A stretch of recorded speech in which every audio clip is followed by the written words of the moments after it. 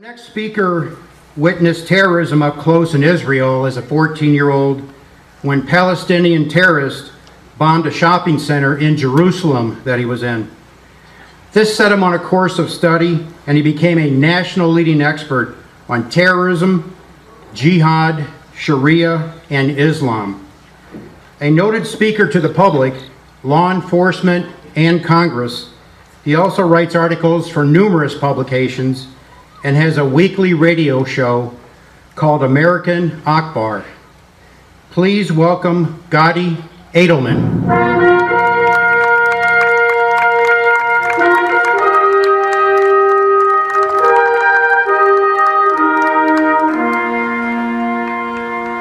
Hey, North Carolina. Oh, come on, there's more of you than that. You know, as few people as there are here, I honestly believe we've got more people than Hillary had at her last speech.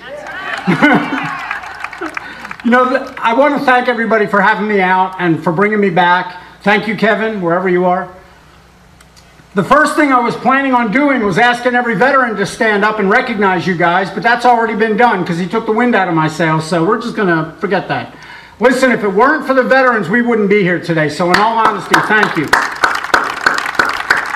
2 years ago, I stood on this very stage and I spoke about the infiltration of the Muslim Brotherhood into the highest ranks of our government, from the Department of Homeland Security to the CIA to the Joint Terrorism Task Force to the White House.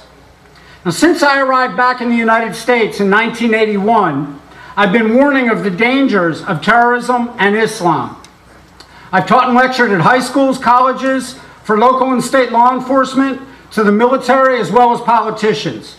I've written weekly articles for years to a multitude of different media outlets, and as they said, I even have my own radio show. But it didn't start out that way. I had said that our oceans would not keep us safe and that terror would hit our shores. I said it would happen within 10 years back in 1981. I was laughed at and I was ignored. On April 18, 1983, in what was only the second suicide bombing in history, Hezbollah, who was backed, trained, and supported by the Islamic Republic of Iran, attacked the United States Embassy in Beirut, Lebanon. They murdered 63 people, mostly embassy and CIA staff members, several soldiers, and 1 Marine. And I was ignored because it was the Middle East and it was overseas. On October 23rd, 1983, 2 Hezbollah suicide bomber trucks attacked the Marine barracks in Beirut, Lebanon. 241 American servicemen, 220 Marines, 18 sailors, and 3 soldiers were all murdered while on a peacekeeping mission. That incident was the deadliest single-day death toll for the United States Marine Corps since World War II's Battle of Iwo Jima. It was the deadliest single death toll of the United States since the first day of the Vietnam War's Tet Offensive, and the deadliest single attack on Americans overseas since World War II. But I was ignored because it was the Middle East and it was overseas. On December 12, 1983, a suicide bomber from the Iraqi Islamic Dawah Party, working with the support and assistance of the Islamic Republic of Iran, drove a truck with 45 large cylinders of gas connected to plastic explosives, broke through the front gates of the American Embassy in Kuwait City, and rammed into the embassy's 3-story administrative annex. 5 people were killed, and again, I was ignored because it was overseas and it was the Middle East. On September 20th, 1984, Hezbollah carried out yet another suicide car bombing targeting the U.S. Embassy Annex in East Beirut, Lebanon. The attack murdered 24 people, and through satellite reconnaissance, the United States Intelligence Group discovered that a mock-up of that annex had actually been created by the Revolutionary Guard, the Iranian Revolutionary Guard, at the Abdullah Barracks to practice for the attack. And again, I was ignored because it was the Middle East. On February 26, 1993, it came to our shores. 2 years later than what I had predicted. A truck bomb was detonated below the North Tower of the World Trade Center. 6 people died and more than 1,000 were injured. And you know what? I was ignored. Between 1993 and 2011, pardon me, 9/11, 2001, between 93 and 9/11, there were numerous attacks on U.S. embassies, consulates, and military bases worldwide. And then yesterday, 14 years ago, was 9/11. Unfortunately, it took that day for people to start to listen to me. After 9/11, I thought to myself, at least the 3,000 that died didn't lose their lives in vain. Now America will wake up and listen. I was so proud after 9/11, stores ran out of American flags. Flags were flying up and down every street in every neighborhood in the United States, all over cars. People had them in their vehicles, and America came together, and so it went for about 2 months. Between 9/11 and today, there have been over 40 Islamic terror attacks here in the United States, with more than 50 others that have been thwarted. Terrorism and jihad is not only on the rise, it's worse than before 9/11. Worldwide, get this number, folks. Worldwide, there have been, since 9/11, over 26,800 Islamic terrorist attacks.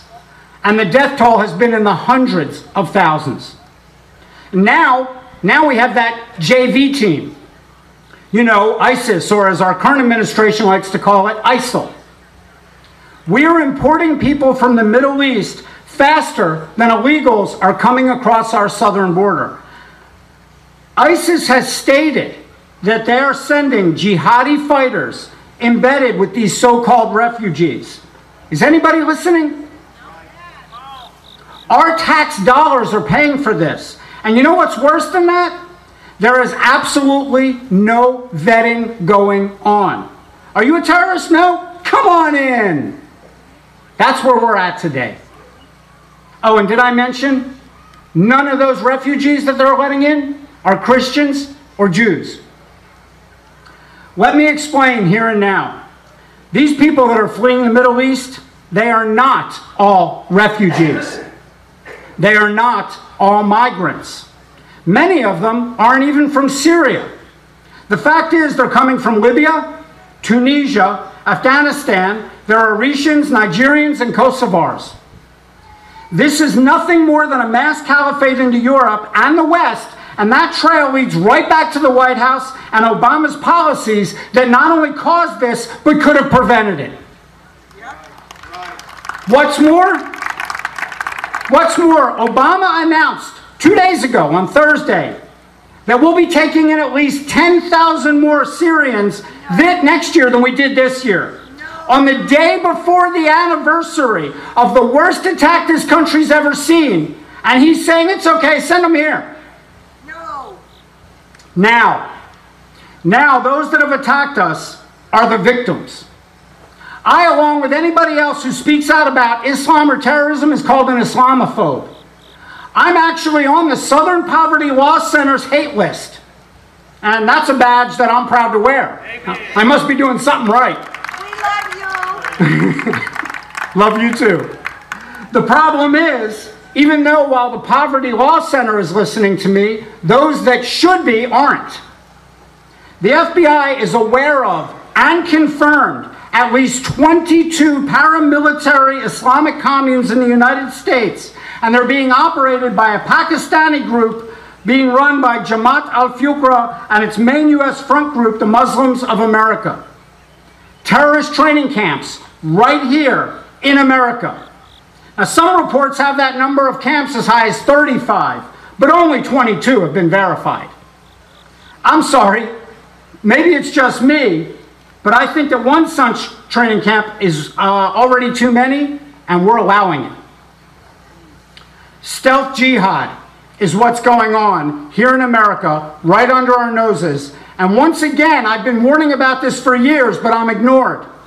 The Muslim Brotherhood is so focused and organized that in 1982, they wrote a manifesto titled The Project. The project was distributed to the Muslim Brotherhood members around the world who were ordered to strictly guard the project's content from outsiders. And they did so until November 2001, when a copy of the project was discovered during a police raid of a senior Muslim Brotherhood financier in Switzerland. It was penned by Saeed Ramadan. He's the son-in-law of Hassan al-Banna, the actual founder of the Muslim Brotherhood. In this manifesto, the project, the Muslim Brotherhood wrote a plan. It's a 100-year plan on how to dominate the West and establish an Islamic government worldwide. What makes the project so concerning is it gives tactics and proposals for the Muslim Brotherhood and different organizations to follow on how to infiltrate the West, establish an Islamic government on earth. And part of their plan is how to get democratically elected Muslims into all levels of government in the West in order to influence policy and advance Islam. They talk about how to set up different Islamic organizations, human rights organizations, and civil rights organizations in order to advance Islam in the West. They talk about how to work with like-minded organizations, progressive organizations that share similar goals. And this is why we see, for example, the ACLU working with CARE, the Council on American Islamic Relations. The ACLU is being used by CARE in order to advance Islam in the United States. The Muslim Brotherhood's strategic plan for North America was also a closely held secret until the FBI discovered it during a raid of a house in Annandale, Virginia in 2004. Agents discovered a secret basement containing internal Muslim Brotherhood documents, including a strategic plan titled The Memorandum on the Strategic Goal for the Group. This strategic plan was written by a member of the board of directors for the Muslim Brotherhood in North America and a senior Hamas leader named Muhammad Akram, and was approved by the Brotherhood Shura Council and Organizational Conference in 1987. The plan establishes the mission of the Muslim Brotherhood in North America in this following passage. This is their mission for North America. The Ikhwan, which means brotherhood, the brotherhood must understand that their work in America is a kind of grand jihad in eliminating and destroying the Western civilization from within and sabotaging its miserable house by their hands and the hands of the believers so that it is eliminated and God's religion is made victorious over all other religions. That is their plan for the United States. We know from, among other things, and from the trove of documents that they uncovered, that the goal of destroying Western civilization from within is to be achieved by the Brotherhood in accordance with a phased 5-point plan.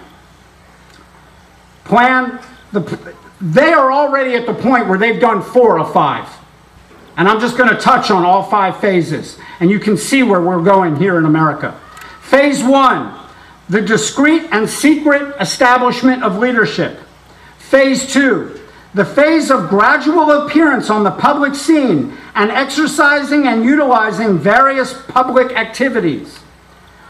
Phase 3, the escalation phase, prior to conflict and confrontation with the rulers, utilizing mass media. That's currently going on. Phase 4, open public confrontation with the government through exercising the political pressure approach. And phase 5, seeking power to establish their Islamic nation under which all parties and all Islamic groups are united. In other words, the Muslim Brotherhood strategy for destroying the United States is to get us, specifically our leadership, to do the bidding of the Muslim Brotherhood for them. The Muslim Brotherhood intends to conduct civilization jihad by co-opting our leadership into believing a counterfactual understanding of Islam and the nature of the Muslim Brotherhood, thereby coercing their leaders to enforce the Muslim Brotherhood narrative on the subordinates. CARE, the Council on American Islamic Relations, which is nothing more than Hamas in America, has sued a multitude of companies and won, from Target to Abercrombie and Fitch, for violating Islamic workers' rights on the basis of their religion. But a clerk of court, Kim Davis, was jailed because she didn't want her name on the marriage license of homosexuals. Her religion doesn't matter. There isn't a war of faith in America. Let me repeat that. There isn't a war of faith in America. What there is a war on Christianity and Judaism. Do you think the left and the Democrats are behind us? Because if you do, you're only partially right. The Muslim Brotherhood and their more than 30 American organizations are working hand in hand with every progressive group to obtain the goal of Islamic domination of the West and the United States. This is where we are in the United States today. The Muslim Brotherhood, the oldest terrorist organization still in existence today, is using our Constitution to do away with our Constitution. They have over 70 offshoot terror organizations worldwide, including Al-Qaeda and Hamas. Ayman al-Zawahiri, the former second in charge of Al-Qaeda, who's currently in charge of Al-Qaeda, used to be the leader of the Muslim Brotherhood in Egypt before he joined Al-Qaeda. This is what most people don't realize. They think, oh, well, if we just eliminate Al-Qaeda, all of our problems will be solved. Our problem is not going to be solved because our problem is an Islamic ideology wrapped up in a religion that is rising all over the world to bring back an Islamic empire that was intolerant of all other people. And that is what we have to fight today. Obama is not the problem, nor is he the reason for the rise of Islam. Hi, Dee. He is nothing more than an enabler. And we've had a lot of other presidents before him that were also enablers. The difference is most of those other presidents didn't know what they were doing, and Obama does. Obama has inundated his administration and our national security departments with people who have known ties and that are members of the Muslim Brotherhood, while systematically removing all references to Islam, thereby tying the hands of those that are tasked with protecting us. My biggest fear is the next president. We are at a crossroads in this country right now.